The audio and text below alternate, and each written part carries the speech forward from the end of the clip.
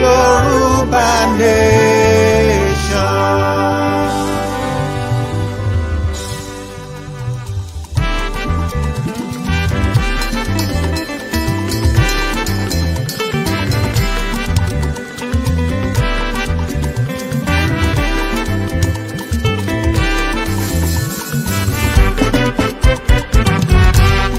One nation, Fulani nation ni a ò ṣe mọ́. Yorùbá nation ni àwa ò fẹ́. One nation, Fulani nation ni a ò ṣe mọ́. Yorùbá nation ni àwa ò fẹ́. One nation, 419 ìyẹn àwa ò ṣe mọ́. Èyí tán fi one nation rẹwà jẹ́ ó tó gẹ́. One nation, Fulani nation ni a ò ṣe mọ́. Yorùbá nation ni àwa ò fẹ́. A ti bá wọn ṣe one nation fọ́gọ́ta ọdún. Ṣé ni wọ́n ń fa wá sẹ́yìn àwa ò ṣe mọ́. One nation, Fulani nation ni a ò ṣe mọ́. Yorùbá nation ni àwa ò fẹ́. Ológo ń bọ́ lófo rìn asọ́dọ̀ lófo. Ológo ni Yorùbá a ò bófo ṣe mọ́. One nation, Fulani nation ni a ò ṣe mọ́.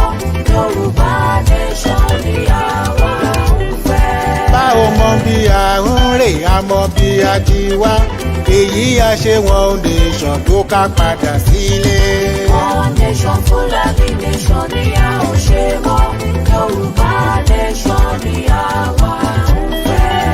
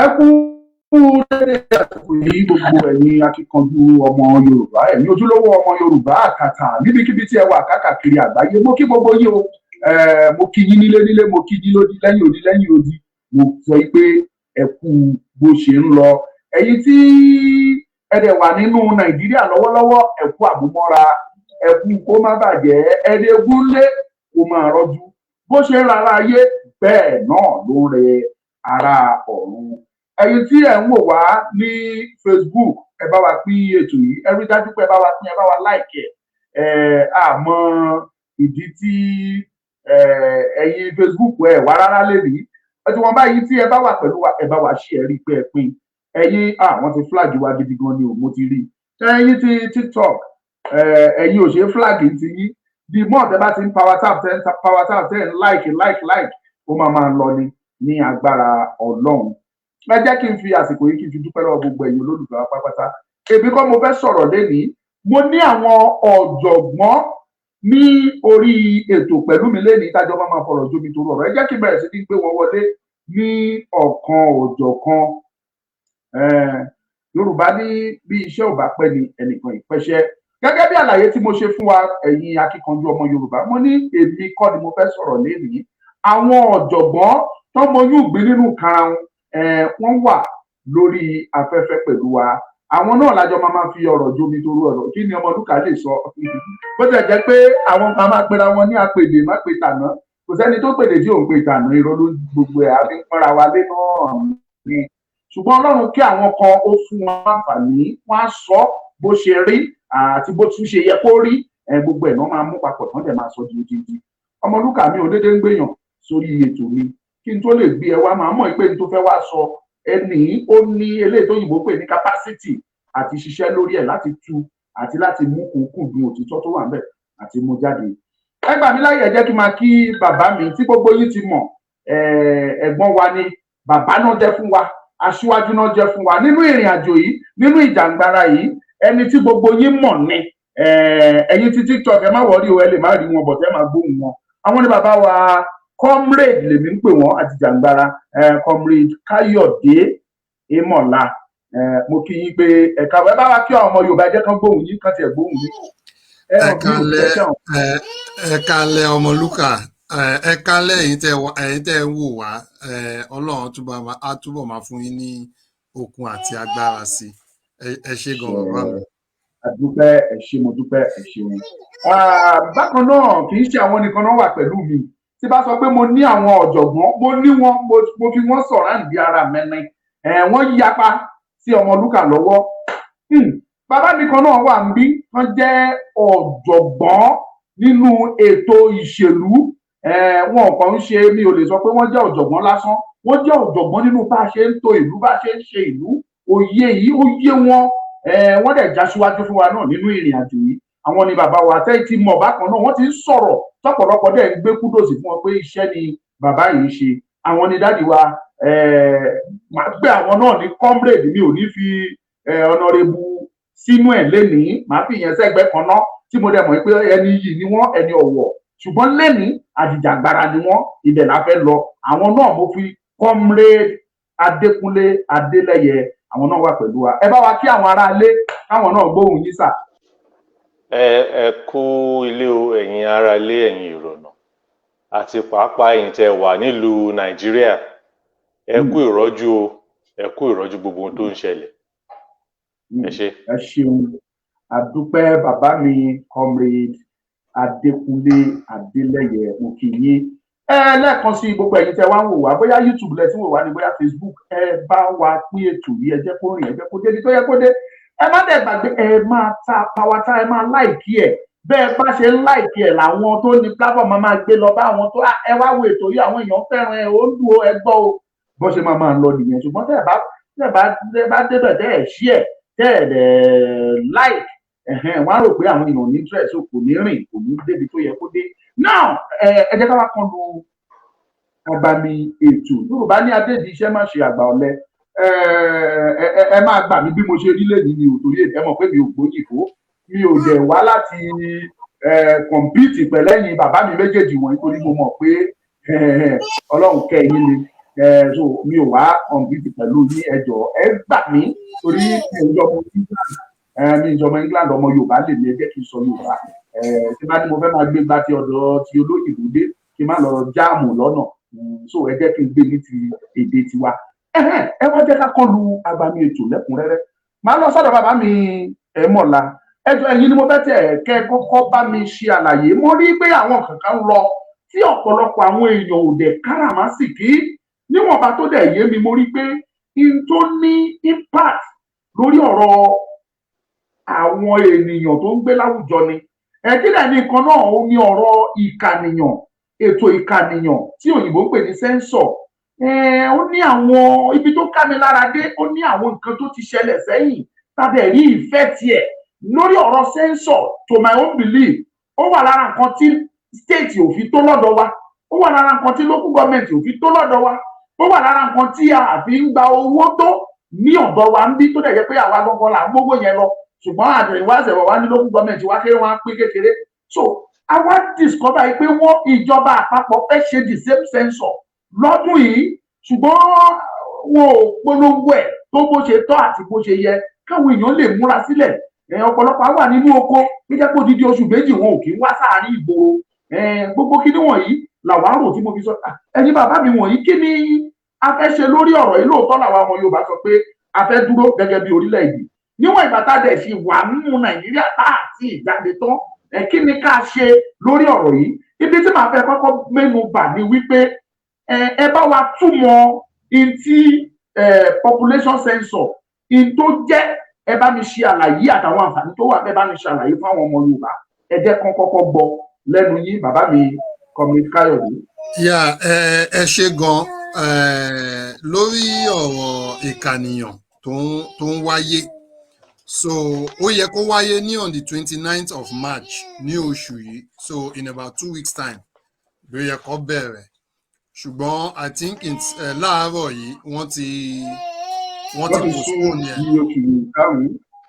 ọ ní ó di oṣù karùn-ún mi ò ṣọ́ọ̀kì wọ́n ti fi ọjọ́ sí one of the powerful tools tí àwọn ìlú máa ń lò ní population and Nigeria as it stands today is the 7th but as at today mo ń wo Google we are now the 6th largest 6th most populous country in the world according to UN projection so tẹ́lẹ̀ Brazil wọ́n pọ̀ jù wá lọ ṣùgbọ́n sì a ti pọ̀ jù Brazil so according to United Nations statistics we are around 218 to 220 million whereas Brazil is 215 and tabadewo before the end of this century it is predicted that Nigeria would become the 2nd most populous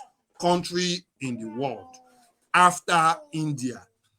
India is number 1, followed by China, and then but wọ́n sọ pé by that time population China gan máa lọlẹ̀ ṣùgbọ́n population tiwa ó máa lọ sókè and mi ò dẹ̀ mọ̀ pé I know a lot of people know geography. The landmass of Nigeria kò tó ti China. I think China is about 2 or 3 times bigger than Nigeria. Is it sustainable? Is it not sustainable? That's a different matter. Ṣùgbọ́n nǹkan tó ṣe pàtàkì ni pé population yẹn is a very great asset to any nation. Whether you will be great or whether you will not be great depends on the kind of population you have. The second thing is population téèyàn bá ní. How you empower your population ló máa determine if your country would be prosperous. Now, Taba take for instance the population. The population of the United Kingdom as at 1900 was around 48 million. That's the population of United Kingdom. And then around now, the population of the United Kingdom is around 56, 58 million.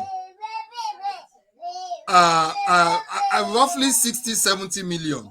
So they are the 6th largest economy in the world. Kini Britain ní? There's only some few natural resources. Britain has oil, just like Nigeria. They have slate. They have the coastal environment, low. So those things are advantageous for them. Now, Tabawa Muwasi Nigeria àbí orílẹ̀-èdè Yorùbá. Now, Tabawo orílẹ̀-èdè Yorùbá. Okay, let's take Nigeria for instance.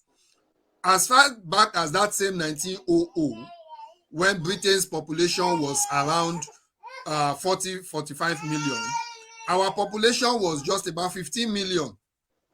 So our population was, Britain's population was 3 times the population of Nigeria as far back as 1900. Now, but fast forward another 100 years, our population is now nearly 220 million. Is this sustainable? Is it not sustainable? Gbogbo wa láti rí results here. And it's definitely not sustainable. It's not sustainable because, not because we don't have the resources to match the population. It's because utilize the resources in here dáadáa to match the population. That is why it's not sustainable. Now we have over 220 million people. And out of that 220 million, over 133 million are living below poverty, which is not supposed to be. Kí nìdí? Ìdí ẹ̀ ni pé the government is not doing proper census to really count which people are in the country, because kì í ṣe àwọn ènìyàn nìkan, it also has to do with the housing. So tá bá ti ka àwọn èèyàn, a gbọ́dọ̀ mọ iye ilé tó wà ń bẹ̀. Ṣé àwọn ilé tó wà ń bẹ̀ ṣé nǹkan tó máa kárí ni? For instance, in the United Kingdom, ọmọdé tẹ́ bá bí lèdí, ẹ gbọ́dọ̀ make provision ibi tó máa gbé. His own room or her own room has to be made available. Tí ọmọ bá ti pé 18 years, ó máa kúrò nílé bàbá ẹ̀. Either kó lọ sí university, ó lè máa wá sí holiday kó padà. Either kó lọ sí university, tó o bá dẹ̀ lọ sí university, tó bá ṣe iṣẹ́ ọwọ́ ló fẹ́ lọ kọ́, á lọ kọ́ṣẹ́, á bẹ̀rẹ̀ sí bó ṣe ń kọ́ṣẹ́, wọ́n á máa sanwó fún. Tó bá ṣe ń gba owó, ó lè rent ilé tiẹ̀ and be independent on his or her own. Gbogbo àwọn ìyẹn ni ètò tí a ṣe. In the UK, they call it cradle to grave. When a child is on the mother's lap until they die, the mother takes care of them. Ṣùgbọ́n ọ̀pọ̀lọpọ̀ àwọn èèyàn wa ní ìlú wa, a máa rí ẹni tó parí yunifásitì kò síṣẹ́ fún. No social security, no nothing to fall back on. And that is why it is affecting quite a lot of people. And that is why we have that high poverty rate. So despite the fact we are need natural resources, it is not being utilized to benefit the people. So that's the one thing. And apart from having the population, we need to be targeting development to where people are and the right development. We need to build the right amount of schools, the right amount of hospitals, the right amount of good roads and infrastructure to carry. There's still more. I'll just stop here for now. Ẹ ṣé gan bàbá wa Comrade Emola.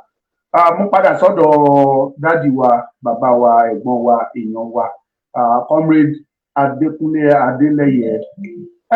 Gẹ́gẹ́ bí àlàyé tí bàbá mi tó ṣe sílẹ̀, tá bá wò historically, a rí pé ó ti ṣe díẹ̀ náà tí wọ́n ti ń ṣe census bọ̀ ní Nàìjíríà. Ẹ bá wa wò ó láti ìgbà tí wọ́n ti ń ṣe census títí di àkókò yìí. Kí ni àǹfààní tí census yẹn mú fún wa? Àti wípé ǹjẹ́ àwọn census tó ń ṣé wọ́n ṣe lórí òtítọ́? Ṣé wọ́n ṣe tí wọ́n lè dúró lórí òtítọ́, tàbí wọ́n ṣe kó favour Yorùbá, tàbí wọ́n ṣe kó favour ẹ̀yà kan? Ẹ bá wa tàn mọ́lẹ̀ sí ibẹ̀ yẹn, àti wípé lọ́wọ́lọ́wọ́ báyìí gẹ́gẹ́ bí àlàyé tí Comrade Emola láti ṣe, ẹ̀yin náà ẹ bá wa tàn mọ́lẹ̀ sí ṣé àǹfààní wà nínú census tí wọ́n fẹ́ ṣe yìí? Ọ̀nà wo ló fẹ́ fi ràn wá lọ́wọ́ nínú orílẹ̀-èdè wa Yorùbá, tàbí kò tiẹ̀ sí ìrànlọ́wọ́ kankan tó fẹ́ ṣe fún wa? Tẹ̀síwájú sà. Ẹ ṣé gan olóòtú, and Comrade Káyọ̀dé Emola, ẹ̀yin náà ẹ ṣé gan fún a clear picture of what population census is. Nígbà tí Adam Smith tó propound pé the higher the population, the better the economy, kò ṣí sọ, ṣùgbọ́n nǹkan tí kò fi sí ńgbà yẹn òun ni pé population wo ló ń sọ pé ó máa jẹ́ kí economy yìí dáa sí. Kò jẹ́ ká mọ̀ wípé àwọn tó ń ṣiṣẹ́, àwọn tó lè ṣiṣẹ́, àwọn yẹn gan wọ́n ṣe kókó nínú the largeness of population, the highness of population in a particular place. Comrade Káyọ̀dé wọ́n fi yé wa the differences in population size láwọn ìlú kan sí ìkan bíi ti China sí ìlú àtàwàǹbì bíi ti United Kingdom sí bí àti bẹ́ẹ̀ bẹ́ẹ̀ lọ. One thing I will not agree with is the projections, more the scientific index tán lò láti sọ pé a máa jẹ́ the second largest population in the next century. Àmọ́ tí èmi lérò pé ìyẹn ò ṣeé ṣe. Now, to your question, a ti ń ṣe population ti pẹ́ ní ìlú Nàìjíríà. Ṣé a ṣe lótìítọ́ àti lódodo? Irọ́. A ṣe lóòótọ́ àti lódodo. As a matter of fact, a ti gbọ́, a dẹ̀ ti rí. There was even a video going on around nípa òyìnbó tó dìídì wá jẹ́wọ́ pé wọ́n mọ̀ọ́mọ̀ manipulate population Nigeria shortly before independence or maybe after independence. Tó fi jẹ́ wípé àwọn tó wà lókè ọya wọ́n pọ̀ ju àwa tá wà ní ìsàlẹ̀ ọya lọ. Mi ò mọ ètò kan tí mo wá sórí ẹ̀ lọ́dọ̀ yín bí tí mò ń sọ wípé ibikíbi téèyàn bá kọrí sí, ibikíbi téèyàn bá kọ ojú sí ní ọ̀dọ̀ àwa tá wà ńlẹ̀ bí, especially southwest of Nigeria, kéèyàn tó rin 10 kilometres, ó dájú pé à á rí ìletò kan àbí abúlé kan. Now, wọ́n dẹ̀ ti ṣe census over the years. Nígbà tí èyí tó kọ́kọ́ ṣe lákọ̀ọ́kọ́ tí kò jẹ́ lótìítọ́, kò sí bí a ṣe fẹ́ mọ population tá a jẹ́ lénìí. Gbogbo population tá a ní lénìí, let us be clear, ẹ jẹ́ ká kọ́ sòótọ́ ọ̀rọ̀, kò sí population tó lè pinpoint the original figure of a population in any country. Not even in United Kingdom, not even in America. But it will be very, very close in such countries. But lọ́dọ̀ tiwa ń bí, it is further from the truth. Kò tiẹ̀ àti ẹ̀ rí wípé àrí òfìrí òótọ́ population kan ti ń ṣe láti ọjọ́ yìí. Lóòótọ́ ni wọ́n fẹ́ ṣe population wọ́n propose láti ṣe later this month. Ṣùgbọ́n agbọ́pọ̀ wọ́n ti postpone till further notice. Mo ti gbọ́ yẹn láti bí ìjẹta. Ìròyìn ti tó èmi létí láti bí ìjẹta. Mi ò mọ bí ẹ ṣe fẹ́ ṣe. Nǹkan tí wọ́n ń sọ ni pé torí pé northern Nigeria ó tóbi ju western Nigeria. Wọ́n ní wọ́n pọ̀ jù wá lọ. Ẹ jẹ́ ká mú ìlú Canada àti United States of America. Canada tóbi rẹpẹtẹ ju United States of America. Yet, the population of Canada is maybe 34-35 million. Ẹ wá wo United States of America. Their population is 300 and I think they are moving towards 340 million in size now. Sometimes, torí pé kò sí òtítọ́ àti ní ọgbọ́n ìmọ̀ àti òye, òtítọ́ yẹn gangan ni kókó láti ṣe ìtótọ́ àti ètò yẹ, we will never know the population of Nigeria. If I want to put a figure to it, pé bóyá kí n kàn suggest pé kí ni population Nigeria, I would say we are close to 200 million. Is it too much? Well, it all depends. The size of the population, the productive population ló máa jẹ́ ká mọ̀ pé ṣé ó wà too much ni àbí kò wà too much. As we speak, the productive population in Nigeria is not as much as the unproductive population. In other words, àwọn tó wà educated àtàwọn tó kọ́ṣẹ́ mọṣẹ́ gẹ́gẹ́ bí Comrade Emola bó ṣe sọ, because kì í ṣe gbogbo àwọn tó ń kàwé nìkan náà ló jẹ́ kí population máa develop. Àwọn tó kọ́ṣẹ́ mọṣẹ́ náà, àwọn náà máa ń jẹ́ kí population develop. Wọ́n ò pọ̀ lóòótọ́ ni population ó wà fún láti lè mọ bí ìlú ṣe lè develop tó, ibi mélòó náà máa kọ́ hospital sí, ibi mélòó náà máa kọ́ school sí, báwo náà ṣe máa ṣe ọ̀nà. Wọ́n máa ń ṣe kinní kan pẹ̀lú ẹnu lásán ní Nàìjíríà ní. Since the 70s mo ti ń rí development plan, 20-year rolling plan, 25-year rolling plan, kò sí ìta tẹ̀lé rí. Population ń dàgbà lójoojúmọ́ nílùú Nàìjíríà, yet development infrastructure kò wà commensurate, kò dọ́gba pẹ̀lú bí population ṣe ń lọ sókè. Kí ló fa èyí? Kò sí nǹkan tó fà á ju pé poor management, corruption àti àìṣòdodo lọ́dọ̀ àwọn government wa, òun ló fà á. Kí la lè ṣe? The question is, what can we do to correct this? Sorry, ẹ jọ̀ọ́ ẹ má bínú. What can we do to correct this? Number one, in corporations, tí corporation bá tóbi jù, for effective management, wọ́n máa ń pín yẹ́lẹyẹ̀lẹ ni, wọ́n á pín kéékèèké so that a ṣe manage. In other words, when it comes to population ní Nàìjíríà, a gbọ́dọ̀ pín ní. Number one solution ni pé kí olúkálùkù kan lọ gba àyè wọn. That is to say, àwa tá à ń pariwo Yorùbá nation yìí ká gba ìlú wa. Àti ẹ̀gbọ́n ńgbà kan a mọ̀ wípé Nigeria has 6 geopolitical areas. Kán tiẹ̀ jẹ́ ká kọ́kọ́ lọ kán ká pé wọ́n ti gbàǹgbà yẹn, those 6 geopolitical areas yẹn kán lọ lọ́tọ̀ọ̀tọ̀, kán dẹ̀ máa manage ara wọn, bóyá àbá máa wà ní èbúté tá a wà lénìí. Number 2 ni pé we must have the right population. Báwo la ṣe fẹ́ ní the right population nígbà tó yẹ pé election tó ṣe tán yìí, àwọn ọmọ ọdún 8 wọ́n ń dìbò ní àwọn ìlú kan, àwọn ọmọ ọdún 5 wọ́n ń dìbò ní àwọn ìlú kan. Báwo la ṣe wá fẹ́ sọ àdẹ̀sọ́pọ́n ti tó dìbò ní nígbà tá a dẹ̀ mọ̀ pé nínú òfin you must be 18 years and older kó tó lè dìbò. So ó ti wọ́ amúkùnrin ẹrù ẹni owó lórí ìsàlẹ̀ ló mórí wọ̀. The foundation is wrong. Kò sí bá a ṣe lè ṣe. Ọ̀bá mi ò rí àwọn experts náà mọ́ ṣe fẹ́ wá ṣe population Nigeria tó lè mú jẹ. It is a gradual process.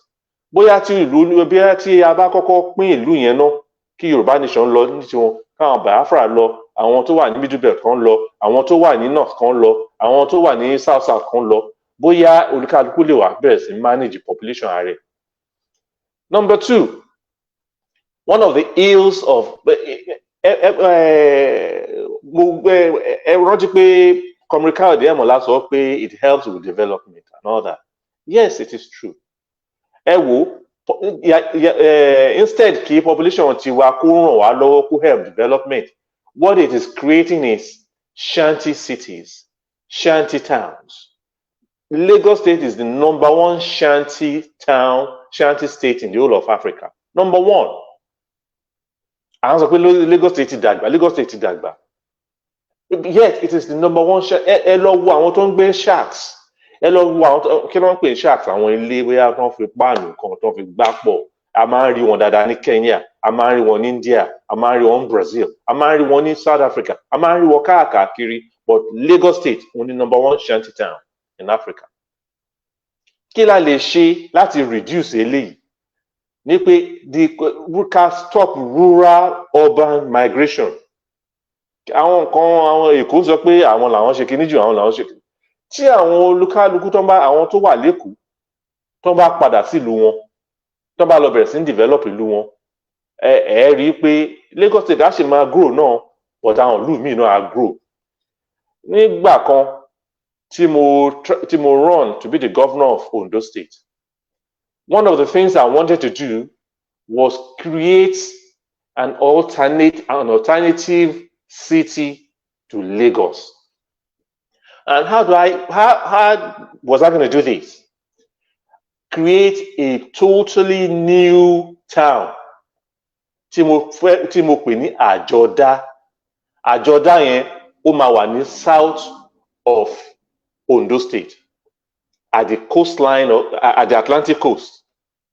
Because in the whole of West Africa, coastline in Ondo State is the longest to the Atlantic Ocean. It is the longest. Also the deepest. Also the deepest. So I'm going to create a deep sea port. Our best in she, our best in open. Governor wa kan àná, governor wa àná kan, he was a PDP governor, Agagu. To open up Ondo State for development, for international commerce, international economy. But unfortunately, the government of what's this gentleman's name? Mimiko did not do anything to improve on it. And as we speak, the government of Akeredolu has not done anything about it. Instead, in fact, Tabadi Akure, Olulu Ondo State, tí wọ́n ti create láti 1976, ó máa ń tì mí lójú ní pé Abẹ́òkúta ìgbà kan náà create Abẹ́òkúta, not create some other state capitals in the southwest of Nigeria. Tí wọ́n dẹ̀ ti develop gidi gan, àwọn yóò lépo Ogun State ò lépo Ogun State ò ní. Okay, when it comes to education, Ondo State didn't gba subvention from we are collecting subvention for oil subvention from the federal government. Yet, ojú máa ń gbà mí tì ní pé Àkúrẹ́, our state capital, orí rọrùn, orí játijàti.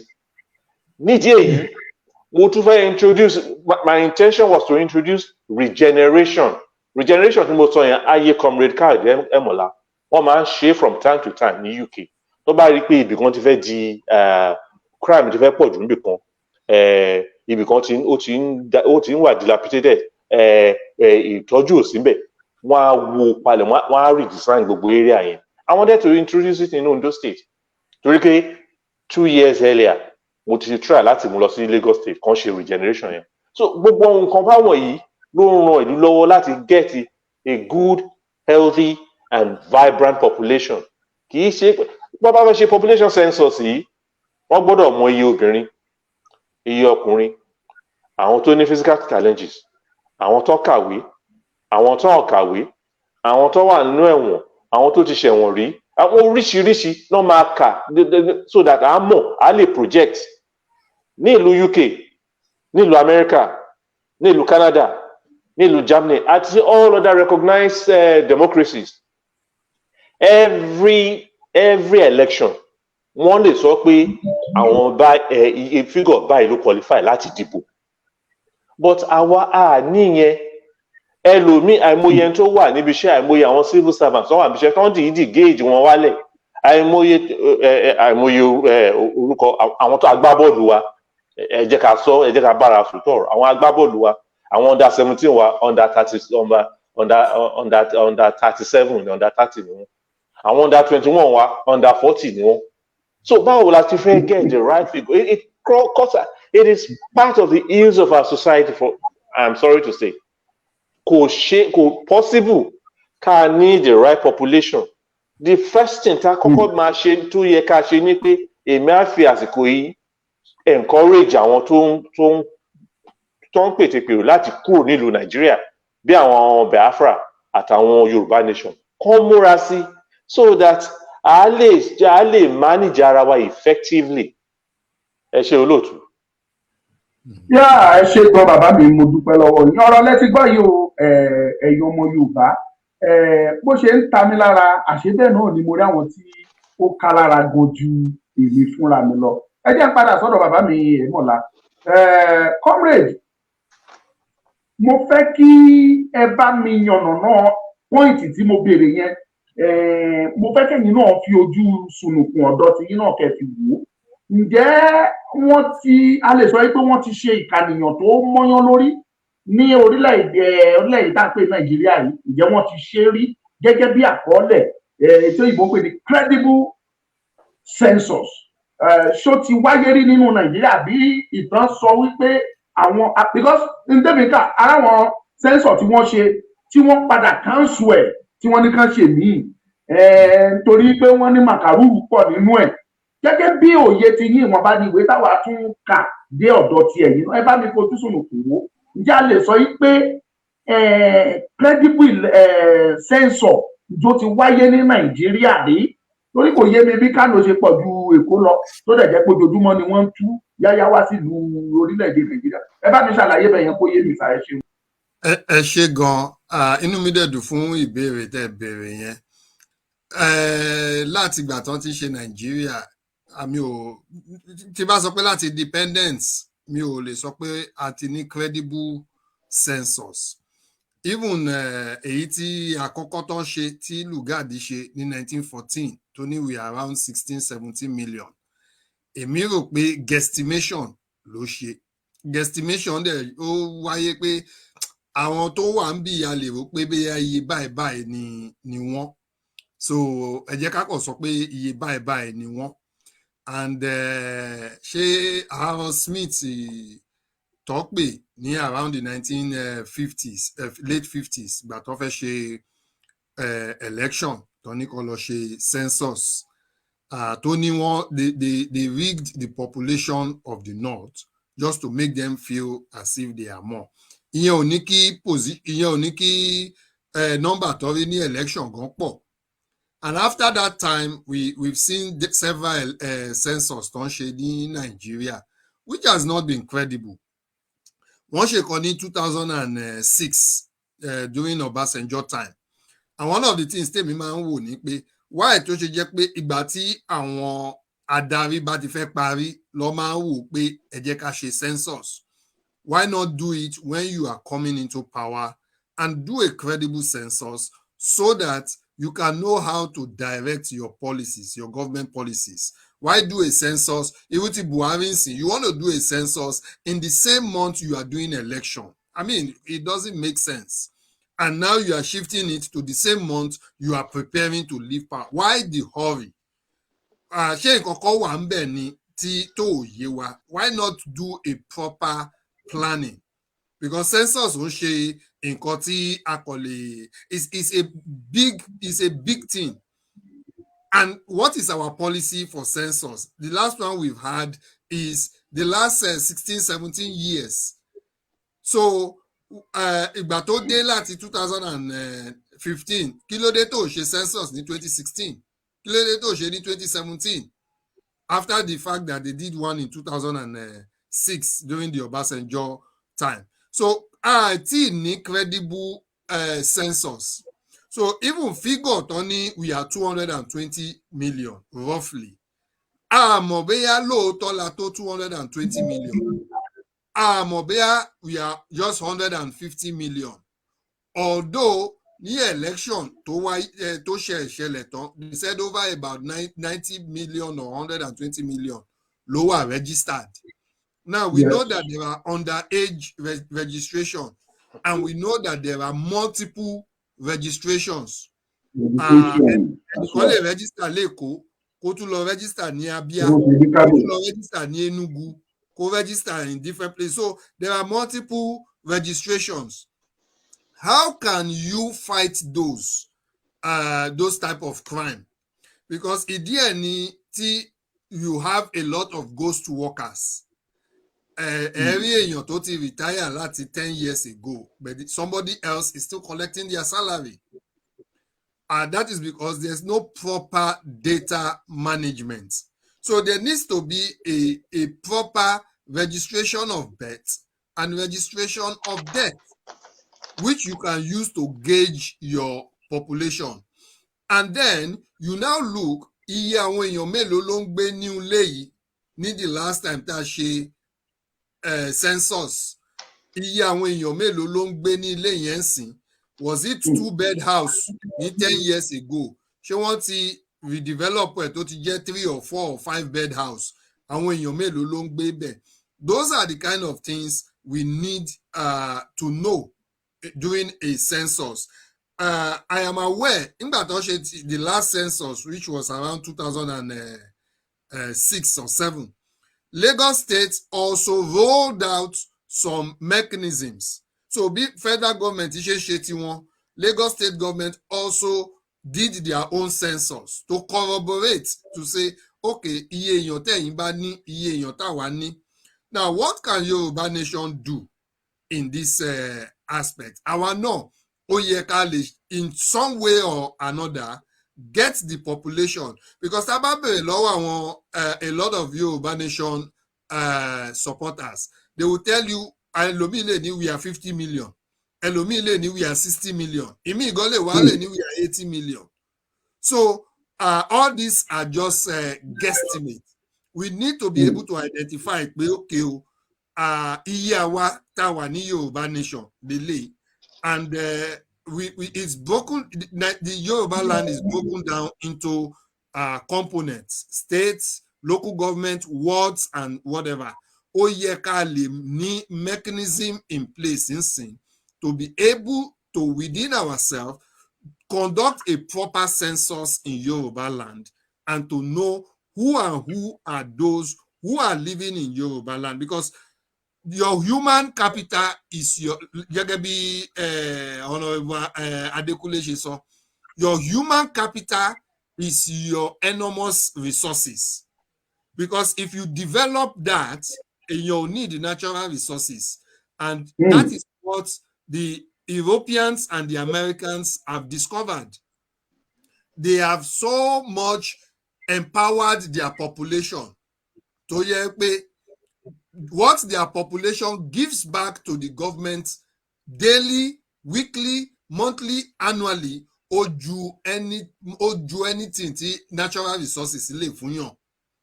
Because we commonize tax.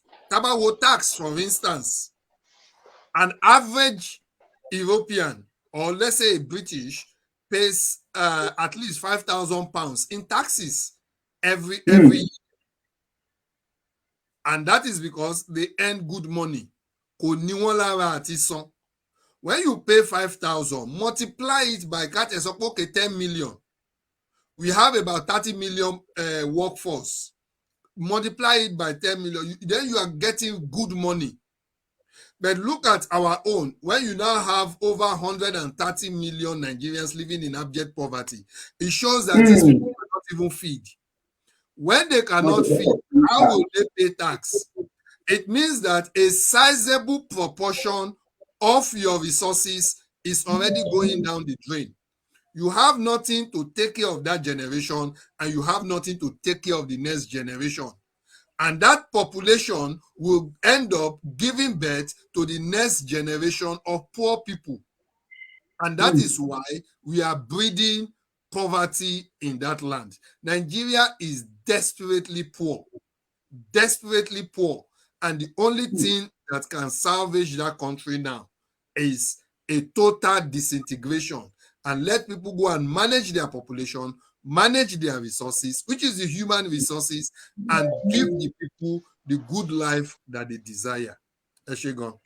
Thank you so much, my brother. Inú mi máa ń dùn tí ẹ bá ti ń analyse ọ̀rọ̀, tí bá ti gbọ́ yín dáadáa, inú mi máa ń dùn ni. Tí bá tún wá rí bàbá mi Adeleye, ọkàn mi á wá balẹ̀ pé yes, dada ò lè jà, ó lẹ́ni tó gbẹ́kẹ̀lé. Now, I will go straight to you, sir, Honorable Adeleye, because of our time. Àti ẹni fi àkókò ṣòfò. Ẹ wá jẹ́ kí n lọ tààràtà láti béèrè ìbéèrè lọ́wọ́ yín. Ǹjẹ́ ẹ lérò wípé sẹ́ńsọ̀ tí wọ́n wá fẹ́ ṣe yìí, wọ́n fẹ́ oṣù yìí ló yẹ kán ṣe tẹ́lẹ̀ bí ọ̀sẹ̀ tó ń bọ̀ sọ́sẹ̀ méjì sí ló yẹ kán ṣe, ṣùgbọ́n wọ́n ti gbé ìròyìn jáde pé wọ́n ti sún di oṣù karùn-ún tí wọ́n máa gbéjọba lẹ̀ fún ààrẹ tuntun. Ẹ bá wa tọ́nà sí eléyẹ̀kan mọ́lẹ̀ sí. Ṣé ẹ lérò yìí pé sẹ́ńsọ̀ yìí gan-an tó ní àǹfààní tó lè ṣe àwọn ọmọ Yorùbá ni? Àbí torí pé wọ́n dẹ̀ fẹ́ ṣe sẹ́ńsọ̀ sí káwọn ọmọ Yorùbá, àbí ààrẹ ti wọlé ọmọ Yorùbá? So ṣé ẹ lérò pé ká wá fọwọ́ lẹ́rán kárẹ́ẹ̀sì ká má pariwo Yorùbá nation mọ́, tàbí sẹ́ńsọ̀ yìí tàbí election tí wọ́n ṣẹ̀ ṣe gbogbo eléyìí ó ti borí ọ̀rọ̀ Yorùbá mọ́lẹ̀? Ẹ là wá lóye lórí ibẹ̀ yẹn, kò fẹ́ yé mi tó. Ẹ ṣeun. Ẹ ṣeun olóòtú. That is actually two questions lẹ́bìrì yẹn. But kí n tó answer àwọn question yẹn, mo fẹ́ fi kún nǹkan tí Comrade Káyọ̀dé Àmọ̀lá sọ. One of the ways tí a fi lè get the right census ni through birth.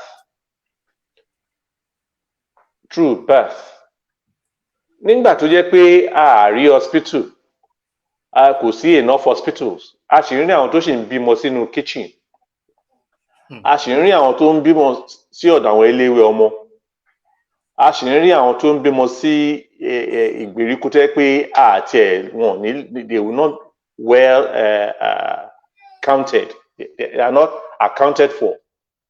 Ní ìlú òyìnbó tá a wà yìí, ní UK ní US, anywhere ní outside of Africa, wọn ò ní láti ṣe làálàá láti ka ènìyàn because bá a ṣe ń bí wọn là ń kà wọ́n, bí wọ́n ṣe ń kú náà ń kà wọ́n, bí wọ́n ṣe ń lọ sẹ́wọ̀n because sometimes àwọn tó wà nínú ẹ̀wọ̀n gan wọn ò ní àwọn certain privileges là ń kà wọ́n, bí wọ́n ṣe ń lọ sí àwọn tó wà lójú ogun tó ń serve outside of the country wọ́n mọ̀ wọ́n. I can bet Nigeria does not know the population of the country, of Nigerian citizens outside of Nigeria. Because like Comrade Emola said, there are falsified records all over the place.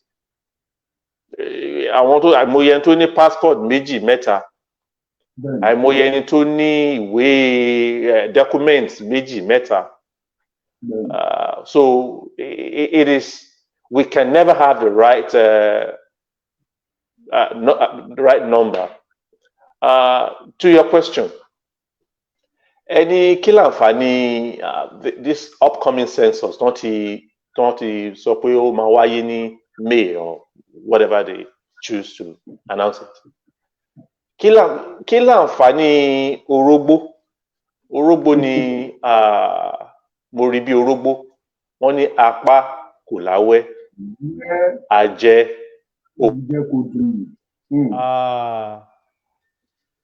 ẹjọ́ mò ń bọ̀. So ó máa ń yà mí lẹ́nu tí wọ́n bá sọ tó bá tí wọ́n sọ pé ṣé torí pé wọ́n ti ṣe election yìí, and that's the second question, ṣé torí pé wọ́n ti ṣe election yìí ni ká ṣe stop láti sọ pé okay ẹ jẹ́ ká ṣe census. The census cannot be right. The election must not stop us from achieving our aim. It's our goal. That's our number one goal. Àwọn tá à ń sọ̀rọ̀ yìí, the oral grievance, one of the oral grievance we have against Nigeria is the belief and the talk by certain section of the country pé àwọn máa gba ìlú from the Sahara Desert to the Atlantic Ocean, wọ́n máa gbà. Wọ́n change goal wọn yìí, objective wọn, wọ́n change it for over 100 years nísìnyí. Why tá a ṣe fẹ́ change tiwa? Just because we have an election already concluded, a falsified election? Just because a census is coming up, why should we stop? Why should we deviate from our goals? Gbọ́dọ̀ ṣe bẹ́ẹ̀. The only solution, like I said earlier on, only for everybody to go their separate ways. Ká lè manage ìlú wa effectively. Population wa ti pọ̀ jù. Àwọn èèyàn kan tiẹ̀ máa ń sọ pé ǹjẹ́ èèyàn dúdú ṣó lè manage success? Àwọn kan máa ń sọ bẹ́ẹ̀. Of course, a lè manage success. Ṣé bí èèyàn ni Ọbáfẹ́mi Awólọ́wọ̀ to create success? Not just did he manage it, he created it and managed it. Ṣé bí ọmọ Yorùbá ni? Why can't we have the same thing? Ká tún ṣe. One of the ills of Nigeria, nǹkan tó ń ṣẹlẹ̀ ní Nigeria yìí, ó ti ṣẹlẹ̀ ní some Southeast Asian countries rí. Wọ́n máa ń pè wọ́n ní ASEAN countries, ASEANS, ASEAN countries. Irú Malaysia ń sìn. Ìgbà tí wọ́n béèrè lọ́wọ́ Malaysia Prime Minister pé báwo ló ṣe ṣe tí Malaysia di from a third world country to first world country. Ó ní MPH làwọn lò. MPH to some people is miles per hour, but òun change ẹ̀ kì í ṣe miles per hour ní títí wọn. It is merit, pragmatism and honesty. ẹ jẹ́ ká okay ẹ jẹ́ ká kò sí ètò wà important in all of this. Ǹjẹ́ a wà honest láti do the right thing? Ǹjẹ́ à ń lo meritocracy láti do the right thing? Mo sọ̀rọ̀ kan ní ọjọ́ kan lórí ètò yìí. Mo ní kó jẹ́ ọmọ Adeleye ló gbé ní Tinubu, ó jẹ́ Tinubu Adeleye ni. I will not stop from pursuing Yoruba nation. Do we still have people? How many of people like that do we have? How many of Kayode Emola do you have? How many of people like yourself do we have? So, ó ṣe mí láàánú pé the only way, ó ṣe mí láàánú pé a ṣì ń tọ̀ ọ̀nà, a road, we are following a path, a road to nowhere. Nígbà tí a bá ní ká gbé òkè ẹ̀ wọ́n ti gbọ́ ọmọ Yorùbá o, nǹkan tí máa ń sọ ni pé ọmọ Yorùbá tó ń gbà yìí ẹjọ́ ǹjẹ́ ó máa lò kọjá ọdún mẹ́jọ tọ́lọ́run bá lọ́rọ̀ ẹ̀mí ẹ̀ kò lè kọjá, Ọlọ́run á dẹ̀ lọ́rọ̀ ẹ̀mí ẹ̀ kò lè kọjá ọdún mẹ́jọ. Ǹjẹ́ ọmọ Yorùbá tá a dìbò fún yìí nígbà tó bá kúrò ńbẹ̀ after 8 years, what becomes of us again? It is back to square one. Number 2, he is going to be under ọjọ́ tó máa fẹ́ swear wọlé ńsìn tó bá swear wọlé, he is going to be sworn in under a constitution. That constitution has already tied his hands backwards. Èèyàn kan ló sọ ńgbà kan náà lọ, ó ní my hands are tied. Ó ní my hands are tied. This constitution has already tied his hands backwards. Ó tún dé, kì í ṣe pé ó dé síwájú, ó dé sẹ́yìn ni o. Tó bá sì dé síwájú sí ó sì lè máa manipulate ẹ̀ kó sì máa maneuver pé òun ṣe ẹ̀yìn constitution yìí dì lọ́wọ́. Ẹ̀yìn ni constitution yìí dì lọ́wọ́ sí. So what is he going to do? He can't do anything outside of the constitution. Therefore, he can't make, no matter how smart people say he is. No, I believe he's a smart man. I too believe he's a smart man. But no matter how smart he is, the constitution is already a stumbling block to whatever he might want to do. Number three, àti gbọ́nsìn. You see, politics is all about negotiation. Nǹkan táwọn ọmọ Nàìjíríà ò mọ̀ nìyẹn. Politics is all about negotiation. Even like nílùú tá a wà, wọ́n negotiate. Ní United Kingdom, wọ́n negotiate. Kí Joe Biden kó tó lè di nominee fún àwọn Democrats. South Carolina ló gbé Joe Biden wọlé náà. South Carolina, wọ́n lọ bá Claiborne, òun ni dúdú tó wà ní South Carolina, òun ni caucus leader, Black Congressional Caucus. Ó sọ fún pé ọ̀gbẹ́ni Joe, ó fẹ́ di president, ó fẹ́ di nominee, okay. Lóòótọ́ a gbàgbọ́ pé ó lè na Donald Trump, ṣùgbọ́n tó o bá mọ̀ pé ó fẹ́ di nominee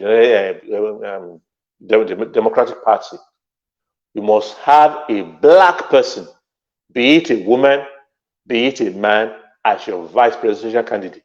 Ó dẹ̀ juwọ́ lùwé. Bí Joe Biden ṣe di nominee fún Democratic Party nìyẹn, and ultimately the president of the United States of America. Bá a ṣe ń sọ̀rọ̀ lẹ́yìn. In the same token, eléyìí náà máa ń ṣẹlẹ̀ nílùú Nàìjíríà. Ṣe bí àwọn ti America wọ́n ṣe tiwọn openly, wọ́n ṣe pẹ̀lú ọwọ́ mímọ́ with what they want to do, what they can achieve, because wọ́n believe pé Joe Biden ló lè na Donald Trump. Ṣùgbọ́n àwa ńkọ́, a máa ń jà sápò ara wa ni. I can bet to my last kobo wípé ọ̀gbẹ́ni Tinubu kò lè sọ àwọn nǹkan tó agree sí kó tó di nominee. He wasn't going to be the nominee of the APC. Gbogbo ala mọ̀ pé the current president and some northern elites, Ọ̀ṣínbàjò náà fẹ́ kó di APC presidential candidate. But there was some political maneuverings. Wọ́n bá sọ̀rọ̀, okay, ìwọ fẹ́ ṣe, okay, báyìí o. Ẹ jẹ́ kí n sọ àwọn kankan tèmi gbàgbọ́, tèmi lérò pé ó nominate away. Ẹ máa wo the Ruga thing. Ó ṣeéṣe kán ṣe under Tinubu.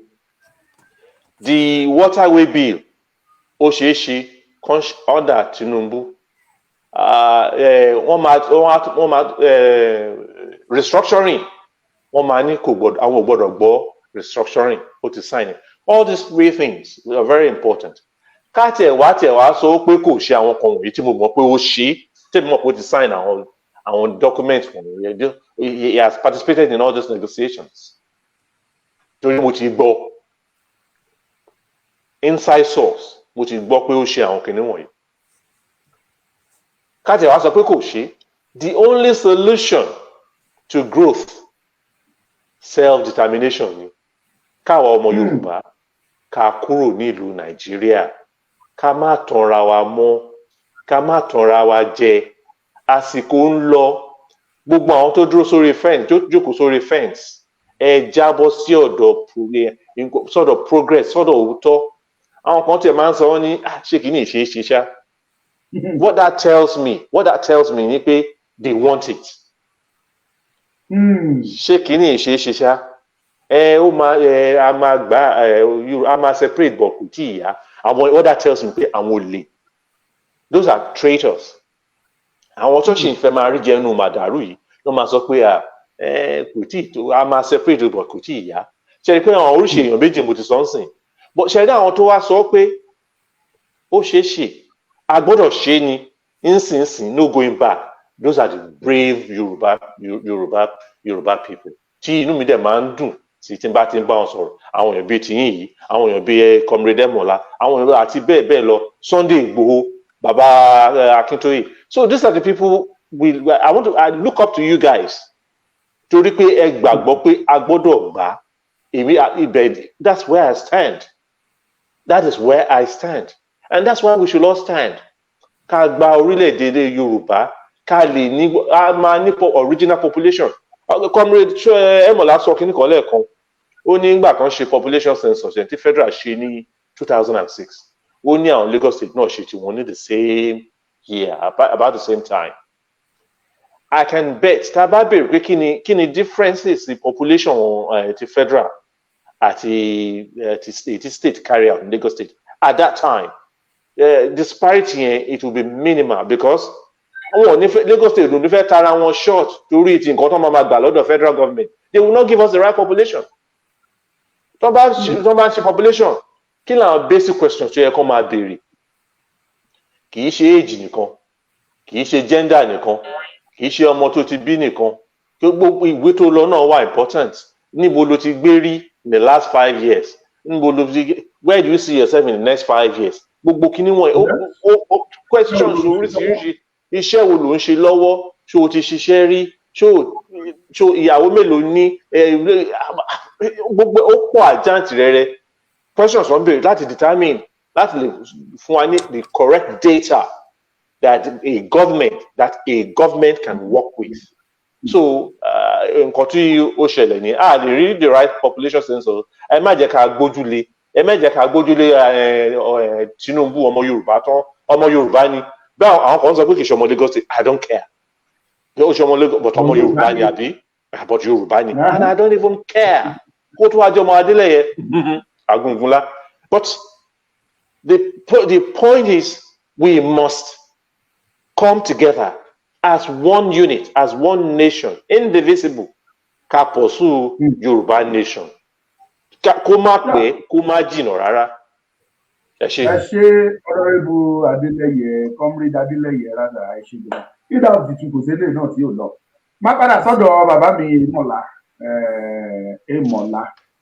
Orúkọ yẹn in fact àìgbọ́ Yorùbá yìí ó fi yà ń jẹ níbi ìṣòro àkókò nìkan mo gbọ́. Mo wá fẹ́ béèrè lọ́wọ́ yín gẹ́gẹ́ bí ọ̀kan gbòógì nínú àwọn tó ń polongo ìjà òmìnira fún àwọn ọmọ Yorùbá. Àmọ́ ipa tí ẹ̀ ń kó nínú ìjàngbara yìí, àwọn right up tẹ́ máa ń ṣe lóríṣiríṣi gbogbo ẹ̀ la máa ń rí adẹ̀ ń kà. Àwọn ipa tẹ́ ẹ̀ ń kó láàárín àwọn àwùjọ sáwùjọ gbogbo ẹ̀ là ń rí tá à ń gbọ́. Nísìnyí a wá ṣàkíyèsí pé ó dàbẹ́ ni pé ìrẹ̀wẹ̀sì ti bá ọ̀pọ̀lọpọ̀ àwọn èèyàn. So àwọn míì ò tiẹ̀ gbàgbọ́ mọ́ pé Yorùbá nation ṣì ń tẹ̀síwájú. Tí ìbá ṣe ẹ̀yin bá àti Honorable Adeleye tí mo ń rí tó ń fi mí lọ́kàn balẹ̀, àtolóyè Sunday ọmọ Adéyẹmọ bàbá Akíntóyè tó ń sọ̀rọ̀ wípé no going back. Èmi gan ìbá ti sọ pé bóyá Yorùbá nation ò dẹ̀ wá ní bọ́sí mọ́ni àti ìgbàgbọ́ tí mo ní, but gẹ́gẹ́ bí iṣẹ́ tẹ̀ ń ṣe, bí ìrìn tẹ̀ ń rìn nínú ìrìn àjò yìí, ẹ bá mi yànnàná ẹ̀ dáadáa fáwọn ọmọ Yorùbá. Ṣé Yorùbá nation ṣé ìta ṣì máa gbà ni, àbí nítorí pé ọmọ Yorùbá dẹ̀ ti wọlé sí i ká gbàgbé ẹ̀? Mo fẹ́ kẹ́ ẹ ṣàlàyé ọ̀rọ̀ yẹn fún mi. Tó bá yẹ kó sì ń tẹ̀síwájú, kí làwọn ìgbésẹ̀ tẹ́ ẹ sì ń gbé lọ́wọ́lọ́wọ́? Dẹ́nà wa tá a wà nílé tá a gbàgbọ́ nínú ẹ̀, kí làwọn nǹkan tẹ́ ẹ fẹ́ ká máa ṣe tó máa keep wa láti gbàgbé pé lóòótọ́ Yorùbá nation is still on? Over to you, comrade Káyọ̀dé Emola. Ẹ ṣe gan-an bàbá wa Ọmọlúkà. Ẹnìkan kí n tó dáhùn ìbéèrè yẹn, ẹnìkan pè mí lánàá láti US. Ó ní Káyọ̀dé, ó dàbẹ́ ni pé ìwọ nìkan ló yín sọ Yorùbá nation. Mo ní èmi nìkan kọ́, àyípọ̀ tá à ń sọ Yorùbá nation. Bóyá àwọn tó ń pariwo àtàwọn tó ń pariwo ló lè yàtọ̀. Ṣùgbọ́n bóyá ṣé a máa gba Yorùbá nation ni àbá nígbà, àbá tún máa dúró another 30 years bó ṣe dúró 1993 títí di ìsìn. Nǹkan tèmi fẹ́ fi dá àwọn èèyàn wa lójú ni pé a ti dé èbúté tá à ń lọ, a ti fẹ́ la èbúté yẹn já. Kò lè ṣàìsí ìdíwọ́ ìdìnà tó ní pé tó máa fẹ́ fàyàn sẹ́yìn. Now there are some few things tó ṣẹlẹ̀ láàárín ọdún tó kọjá sísìn tí mo dẹ̀ mọ̀ pé ẹnu pọ̀ ju iṣẹ́ tó yẹ ká máa ṣe lọ. Yorùbá ló dẹ̀ bọ́ ní ẹnu dùn rò fọ́. Èèyàn lè fi ẹnu, ó lè fi kọ́ skyscraper. Ṣùgbọ́n by the time tá a bá ní tá a bá fẹ́ kọ́ skyscraper, a mọ̀ pé a need the architect, a mọ̀ pé a need the surveyor, I need the builder, I need the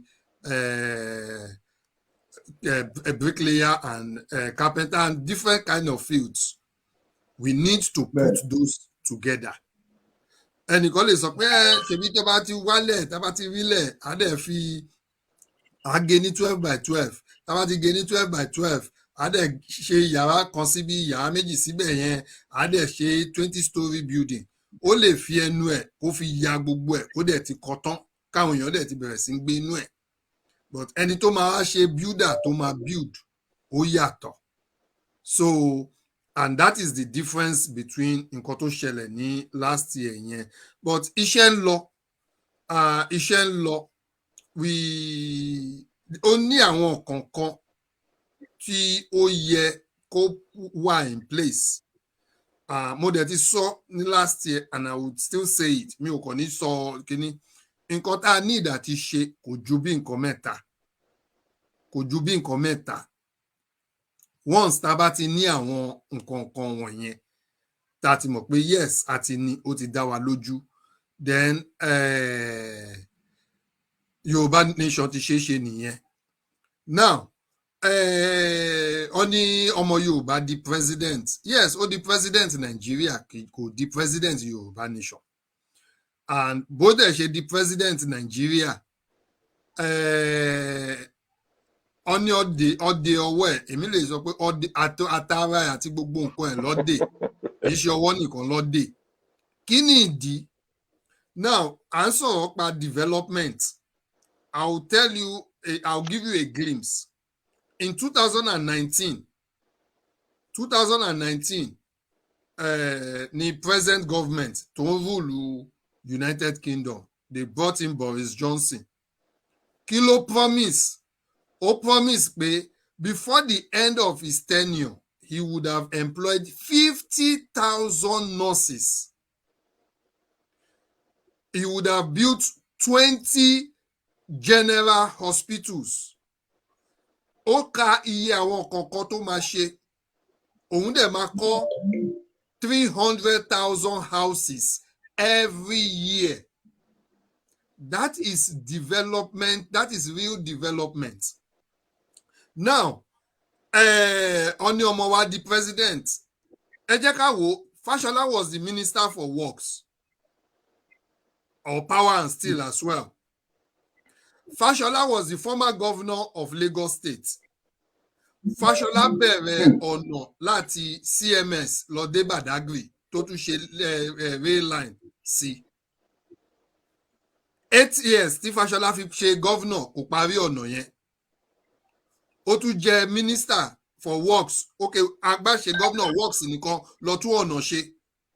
8 years kò ṣe ọ̀nà yẹn. So how many kilometers of road ni Fashola ṣe sílẹ̀ Yorùbá within the 8 years tó fi ṣe minister?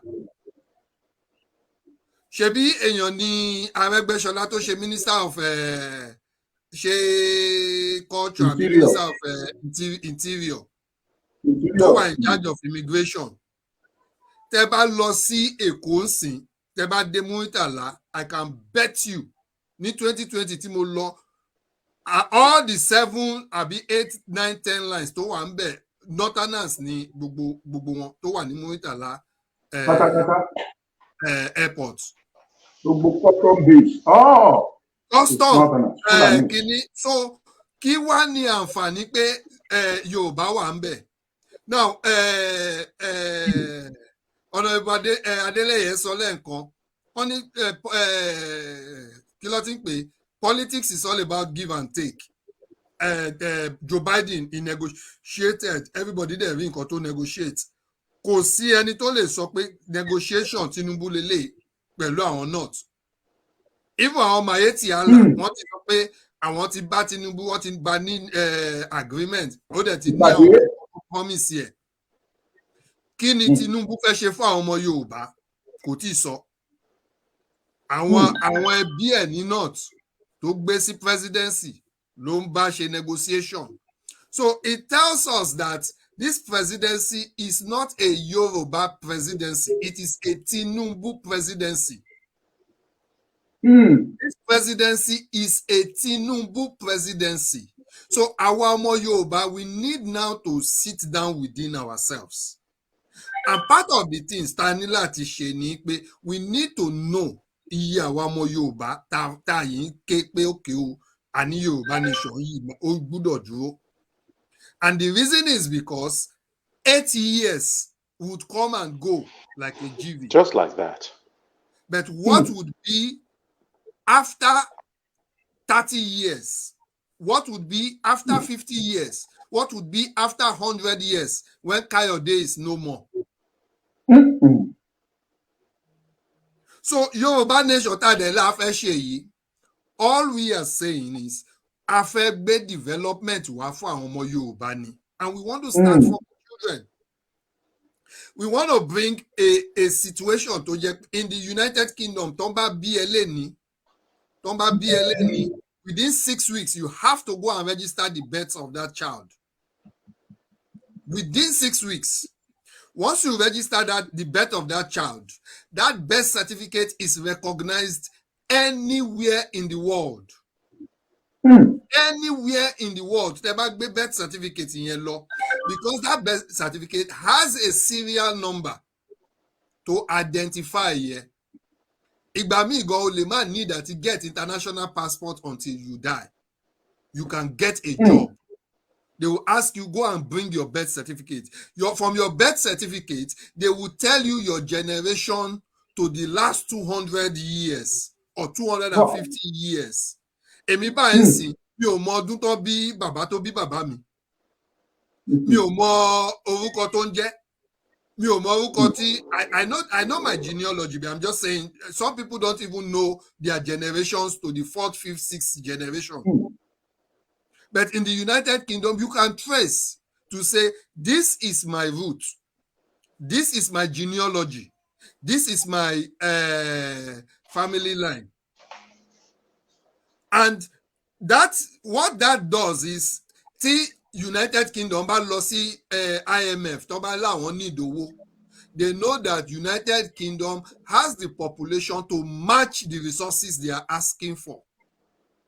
And when they are giving them loan to go and develop, they will be asking for 0.5%, 1%, 2%. And they can get enough money to develop their land. gẹ́gẹ́ bí ọ̀nà ìbálẹ̀délé ẹ̀ sọ lẹ́ẹ̀kan bẹ́tí wá tó bá fún yàn ní birth certificate after 20 years ó fẹ́ gbá bọ̀ á lóun under 13 12 years lòun á lọ ṣe affidavit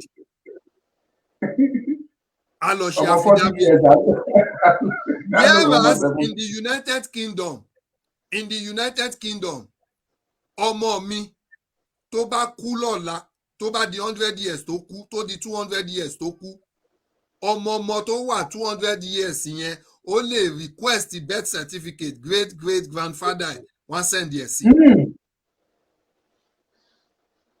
If your birth certificate is missing now o need àti lọ ṣe affidavit all you just need to do is irú èmi tó bí sí àpápá ń sìn àpápá lọ bí mi sí o àpápá lọ register birth mi sí o I go there and collect a replacement £10 péré ló máa ná ẹ.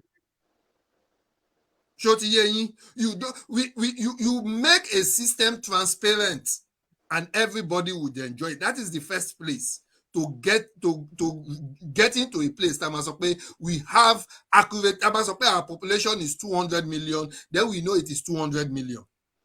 Now, when you now remove from there, you now talk of hospitals to lè carry a population here. In some places, they say for every 100,000 population or for every 300,000 population, you have a general hospital. So that tí àwọn èèyàn bá sick, they know that this is the hospital they are going. You can then project pé okay o for all this kini tán bá ń kúrò ní maybe when they get to 3, 4, 5 years wọ́n wọ primary school and this is the iye population tá a register 3, 4 years ago. A mọ̀ pé within the next 3 years we will be having 2 million children. Then we need to make provision of primary schools to contain 2 million children. A mọ̀ pé in the next 10 years, one war secondary school, we need to make provision pé in the next 10 years, so we will be having 2 million children tó ń bọ̀. We need to make secondary school places for them.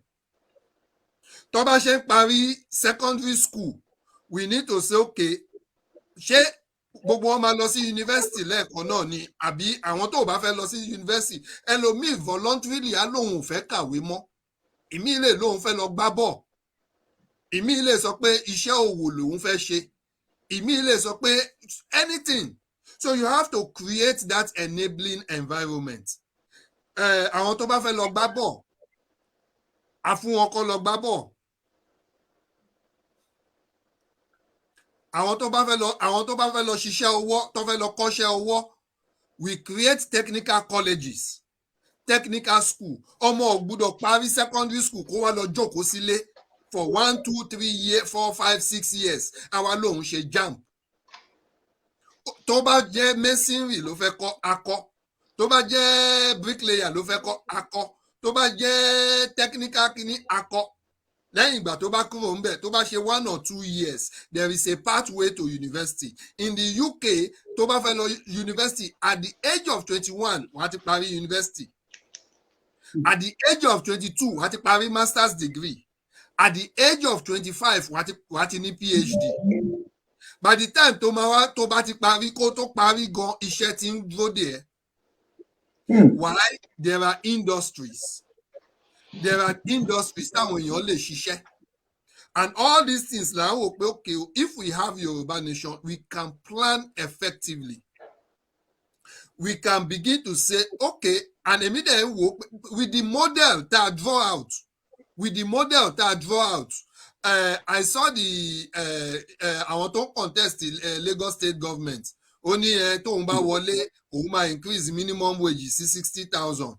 Ti Delta State ní tóun bá wọlé, òun máa increase minimum wage sí 100,000. And I say that is still rubbish. 100,000 ò pé $200. Kò pé $150. Àwa dẹ̀ sọ pé ó dá àwa lójú with the model we are bringing within 2 years. The minimum wage of anybody in Yoruba land would be the equivalent of not less than $1,000. so that táwọn èèyàn bá rí irú owó yẹn gbà nínú $100,000 yẹn tá bá sọ pé your tax is 10%, inú wa dùn kò ní láti ní wọn lára láti san. $100. You now imagine, and our population only 65% of our population are below the age of 35, which means Kani Yoruba nation is maybe 60, 70 million or 50 million or whatever. That means we are having about 65 million, we are having about 40 to 50 million workforce. We are collecting $100 in taxes for an average of 40 million people. You know what that would bring.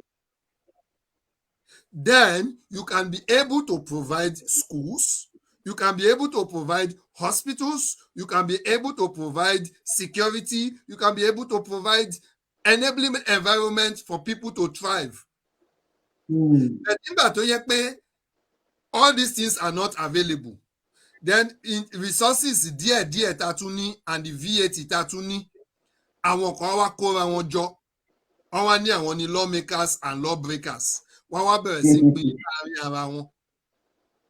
Tí ò bá ṣe ọpẹ́lọpẹ́ diaspora tó ń send owó sílé, tó ń send owó sí bàbá, tó ń send owó sí ìyá, tó ń send owó sí ẹ̀gbọ́n, tó ń send ẹ̀gbọ́n àbúrò. Then Nigeria would have been worse than Sri Lanka, that they had to chase away their president last year. Nigeria would have been worse than that. Ilẹ̀ Yorùbá ò bá ti bàjẹ́. So when tó bá ń sọ pé in terms of development and in terms of Yoruba nation, that is still the destination.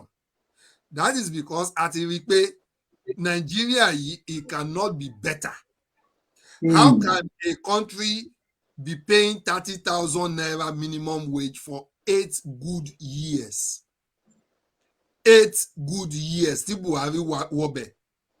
All he did was drive a lot of people. Otuwa close borders and say he wants people to be producing when there is no enabling environment to produce. Rice Tontani 8,000 is now over 40,000, and the salary has not increased. Epo red oil tá ń produce red oil tó jẹ́ pé àwa la fún Malaysia, àwa la fún Indonesia ní seedling. Indonesia is producing over 50 million tons. Malaysia is producing over 30 million tons. Àwa tá a fún wọn ní seedling, ilẹ̀ wa is bigger than that of Malaysia. Ilẹ̀ wa is bigger than that of Singapore. Indonesia. The 1 million ton of red oil. A tún import láti Singapore and Malaysia. In fact, a tún smuggle red oil wọnú Nigeria. Níbi tó bá dìde. Okay, ẹ wo gbogbo àwọn, if you look at 90% of the cars tó ń rìn nílẹ̀ Yorùbá, all those things are manufactured abroad. Kí ló dé tí a lè bẹ̀rẹ̀ sí manufacture àwọn ọkọ̀ yẹn and give a lot of our people jobs? Tá bá sọ pé a lè manufacture ọkọ̀, I'll give you a simple example. We have sun. Kí ló dé tá a ṣe lè build our house in such that we create energy with solar so that àwọn èèyàn máa ní steady light without relying on because the sun is there and it's free and it's cheap and it's renewable. Now, ní ìlú òyìnbó tó bá kọ́lé ẹ̀, you have to put heating in the room. That is because the house is too hot, it's too cold. Ilẹ̀ wa, can't we make laws to say our environment is too hot? Within every house, téèyàn bá kọ́, you have to put a cooling system, air condition, and get our engineers to begin to produce air condition in millions. That will create jobs, and that will create, those things are legislation, but you create the enabling environment. That will create jobs and create a lot of avenue to grow the economy. So those things are what we can do if we have a Yoruba nation. Kì í ṣe àwọn tó ń jókòó sí parliament tó kàn ń sọ̀rọ̀ and the only thing they will talk is how to share the money and how to take the resources for themselves. And that is why people like us are still fighting for Yoruba nation. That is why people like us can never give up on Yoruba nation, because we know that ibiti ọ̀nà wà nìyẹn. Once we are Lagos State will san $1,000 minimum wage, everybody must say kodi. But if we are within our Yoruba nation, then we can make our laws. Ìwọ tó bá jẹ́ àjòjì, you need to collect papers kó tó lè ṣiṣẹ́.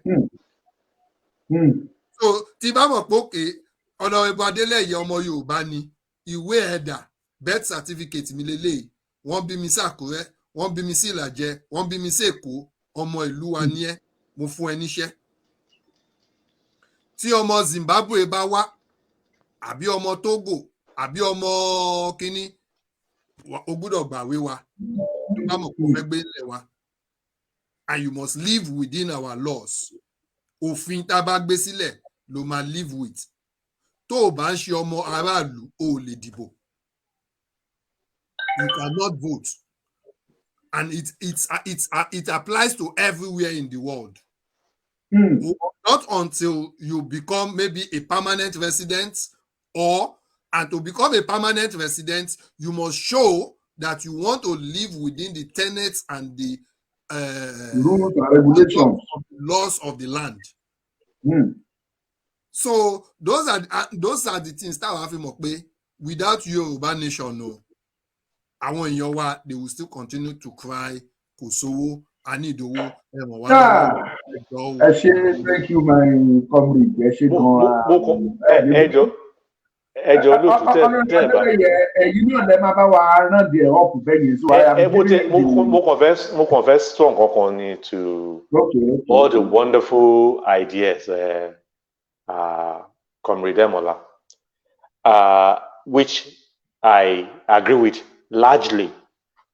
But he said a few things tí mi ò ní agree to.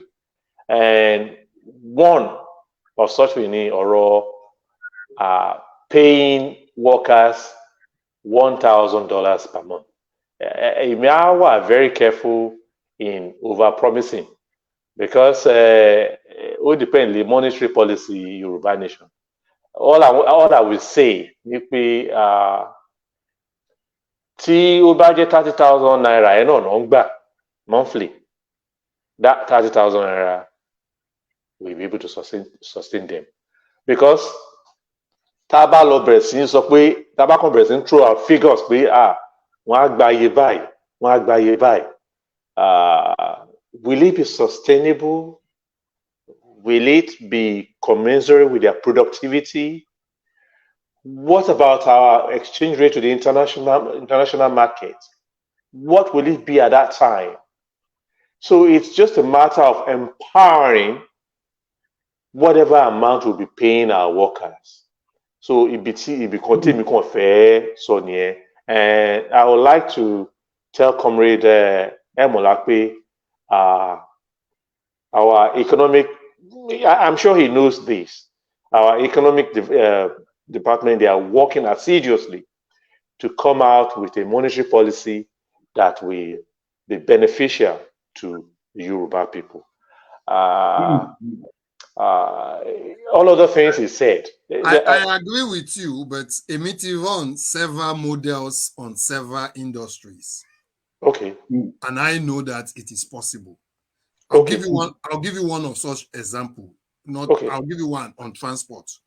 Okay. Nílẹ̀ Yorùbá, we say roughly 60 million, hypothetically. In Britain, it's roughly 60, 70 million.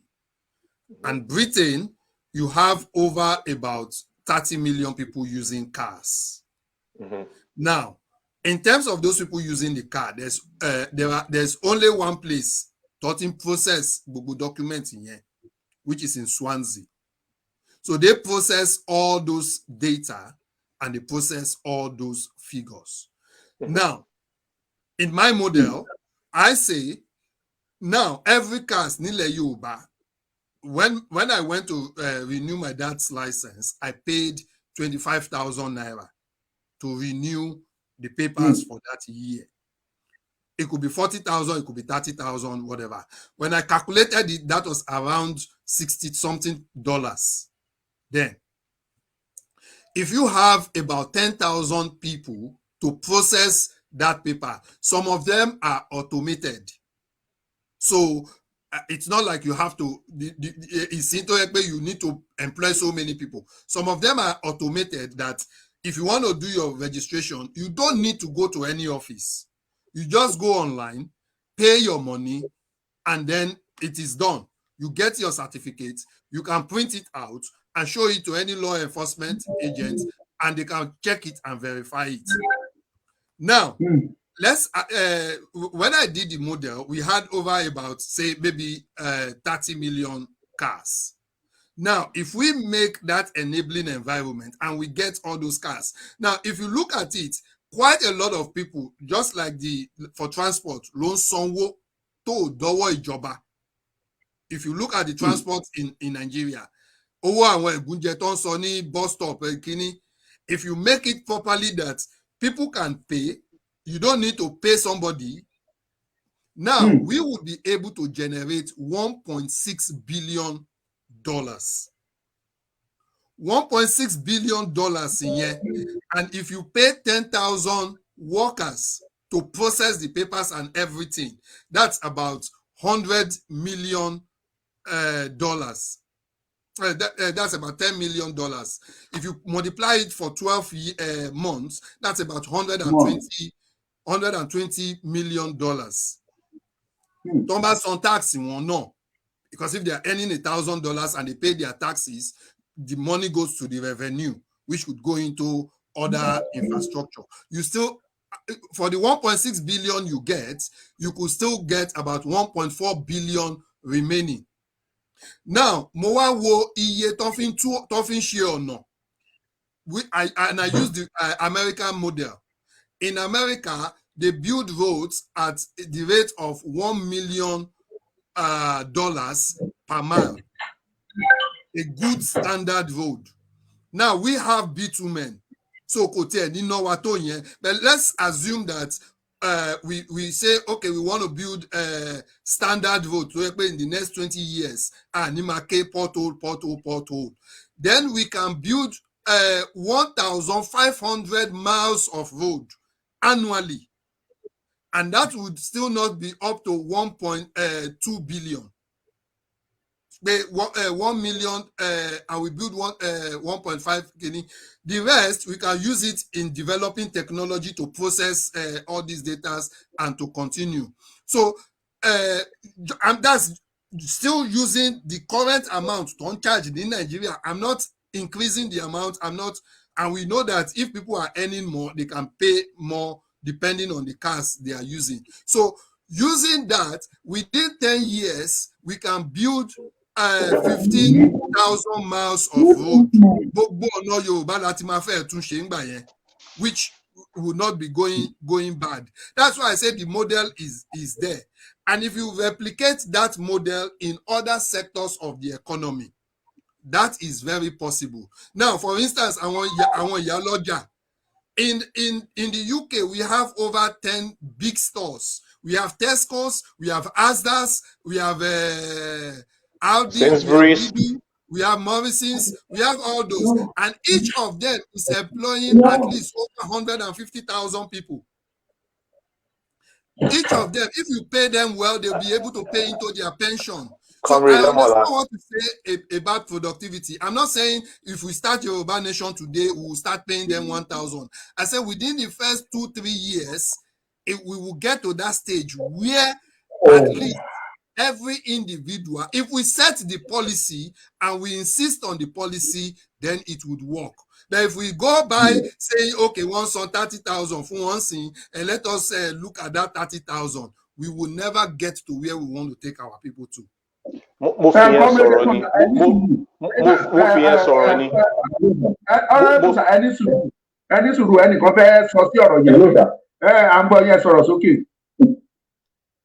Okay, I can contribute briefly in the event and the real interesting. Okay. Share and go down. I'm for you.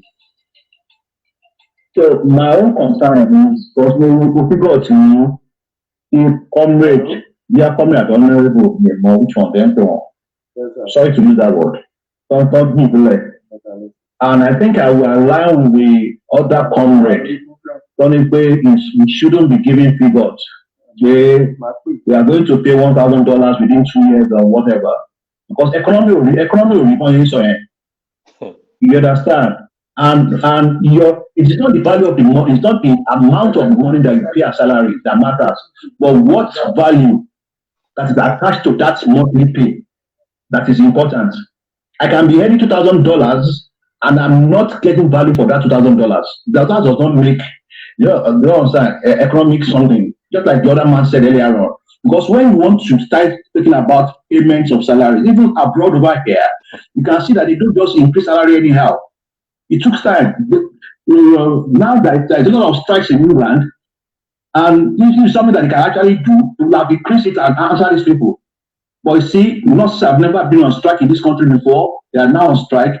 The railways that have been on strike for so long. The teachers have joined. Junior doctors have joined. Orientals have joined. So salary is not something that people just come and increase suddenly. And when you are talking about all this road development, transportation, I know that in UK, most of the transportation are privately controlled, but most people are not aware. The government just put a control there, but these things are being run by private individuals. If you look at the transportation system properly, I don't know whether it's in UK, but I know I'm in UK. If you look at all those buses, they have the company name. Although they have the same color, but they have each company name on that buses. Stagecoach wà lọ́tọ̀, kìíní wà lọ́tọ̀. That's a price control on it. So it's not everything. Everybody wants the best for Yoruba nation, but just as the man said, we need to sit down, get a nation, look at our resources. What can we do?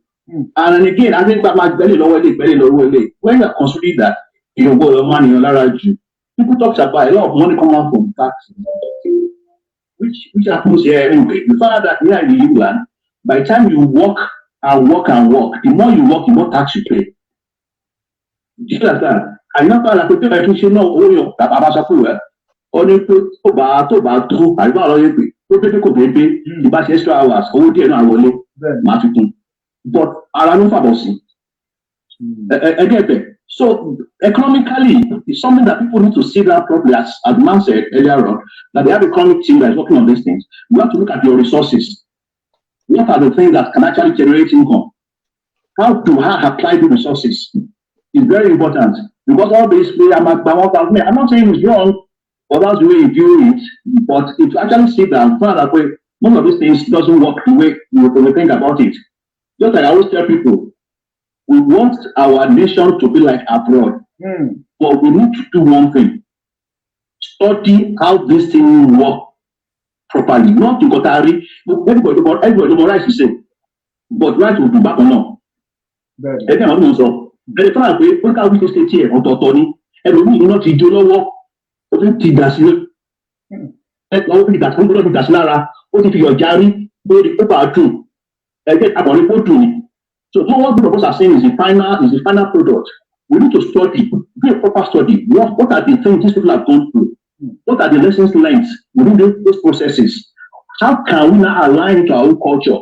Because for everything we are doing, there's a cultural difference which you have to know, which you have to apply. I know that in America, we don't run their hospitals the way we run it here in UK, which is practically almost free. But in America, as long as they have this insurance, something they do, it's not everybody that can afford it. Is that kind of system you want to copy? Or you want to be in UK where the taxes, the people is being run by the N9 that people are paying. NHS. So we have to know which one works for us. Even the UK, they are complaining. Even the NHS, they cannot sustain any longer. Yeah. But because of their culture, we find difficult to change. Again, so we need to really study and find out what actually apply to us. You can compare 3, 4, 5 different countries together. Look at their models. Look at the challenges. Only look at models then how can we now put it into to suit our own culture, because we have to look at it. Understand? So that's just what I just want to talk about in the economic area of it.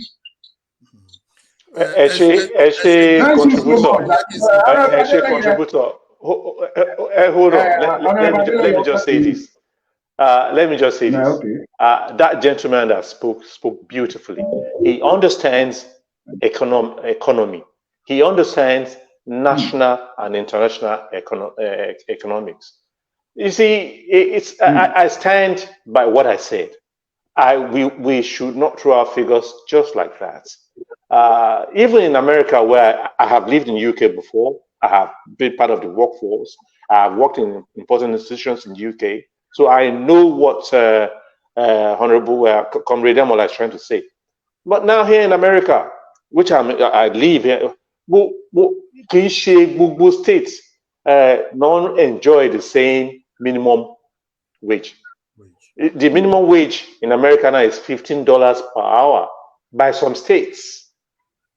Not all the states can afford $15 per hour. We have to be, and I insist, we have to be very careful. No matter how captivating these figures are, no matter how inviting these ideas are, managing a country is different from, it's totally different. And let me just close by saying this, that every international system requires local adaptation. Kò sí bá ṣe lè sọ pé America, a wà ní UK, a wà ní system. As long as system tá a bá fẹ́ operate yẹn, if it is separate, if it is far away from the local, from our country, from our culture, from our economy, for what we can derive and all that, we will be missing it. Ẹ jẹ́ ká wà careful bá ṣe máa throw figures around. Thank you so much. Okay, Comrade Emola, because of our time, we don't have much time. There is a reason why I did those models, because if you cannot see something, then it becomes difficult to achieve. Nkrumah insisted in Ghana independence now, and the rest you are saying no, but he saw it and he achieved it. As far back as 1914, Lugard the amalgamate were, a lot of people were working for zero, because they were slaves. Lugard insisted that they must work for pay, and Lugard was paying them $25 at that time. $25 in a year is about $300. 25 pounds. I beg your pardon. No. I beg to differ. I'm coming. I beg to differ. 25 pounds. 25 pounds per month for clerks. Not everybody, for clerks. Even clerks will not could possible. It was possible. These are well documented. The document you read couldn't have been right. Because even after almost 100 years after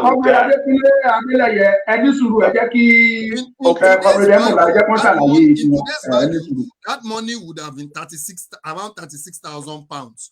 Now the second model was Awolowo. When Papa Awolowo started his development, what he did was he went to the farmers. Produce as much cocoa that you can produce. This is how much government would pay you. And as many as produce that cocoa, they were paying them that money, and they continue to get that money. So there are so many things the government can put in place. I'm not arguing that we shouldn't be careful. Yes, we should be careful. We may not get to that overnight, but I don't believe that a man who lives Yoruba land and earning 30,000 and can get on the plane 6 hours, can get to the United Kingdom with the same skills and earning over 20,000 pounds and in a year. And we are saying it's not possible to be able to give him $12,000 back home. Then it may be difficult to build the Yoruba nation of our dream. So we have to insist that because government makes policy and government makes enabling environment for those policies to thrive. So that is the work of the economic team, to see that they align themselves with the government policy. So if we don't do it that way, we would say, okay, if we give our people 50,000, will that 50,000 naira be okay for them to pay their rent, to buy food for their children, to pay transport, and at the end of the day, get a little to save for the rainy day? If it is enough, then I'm okay with it. If it is not enough, the government must ensure that they bring policies that people can earn money that will take them home, not money for the sake of just working. Well, thank you, Comrade anytime more. Mr. Jide, just like a minute or two. With regards to what Comrade Emola just said, I believe he is. Someone else is speaking. Only in America, they are earning $15 at the minimum wage. Yeah, in UK, no, it's about £8. I think the figure £8, £15. But the question is my £8 enough for me? Is the $15 enough for me? I can be earning 10,000 naira as minimum wage in Nigeria, and I feel comfortable. You understand? It depends on what can I buy with that value. You understand? If things are so cheap, everything is local law, we don't even need to earn $1,000 as minimum wage. We can be earning $5 as minimum wage and we live comfortable. Exactly. Things are actually structural and have value for that money. Thank you, my brother. Thank you. God bless you.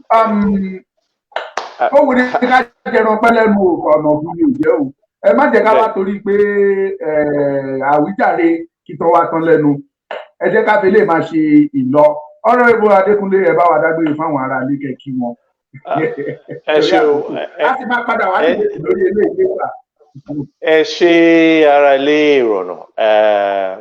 Ẹ ṣé ẹ̀yin tẹ́ gbọ́ wa, ẹ̀yin tẹ́ wò wá. Ẹ ṣé Comrade Emola, ẹ ṣé olóòtú, àti pàápàá mo fẹ́ dúpẹ́ lọ́wọ́ gentleman tí ó dá sí ọ̀rọ̀ yẹn. So àwa ẹ̀yin lẹ́yìn máa mi mọ bó ṣe máa ń sọ̀rọ̀ pé àwa lẹ́yìn máa bá, ẹ̀yin lẹ́yìn máa wá, àwa lẹ́yìn máa bá. A ní kú ní kékeré, a ní dàgbà òṣì, ní agbára Elédùmarè, a gba Yorùbá nation, a ṣe é ṣe fún wa nǹkan tá a fẹ́ lọ́kàn, bí a ṣe fẹ́ kí Yorùbá nation kó rí, a rí bẹ́ẹ̀ lágbára Elédùmarè. Ẹ ṣé. Thank you so much. Comrade Emola, over to you. Ẹ bá káwọn ará nílẹ̀ kan sí. Ẹ ṣé ẹ̀yin tẹ́ darapọ̀ mọ́ wa àtẹ̀yin tẹ́ tún máa wò wá lẹ́yìn ìsìn.